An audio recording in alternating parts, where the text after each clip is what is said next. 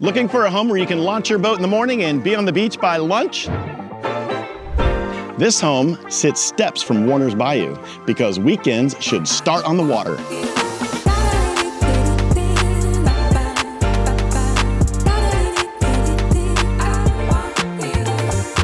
Inside, it's clean, light, and functional.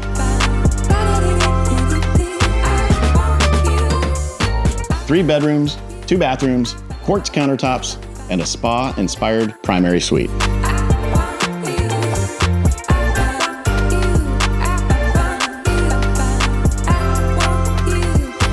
This backyard, well, it's a private retreat with lush landscaping, a resort-style pool, and space to unwind and entertain.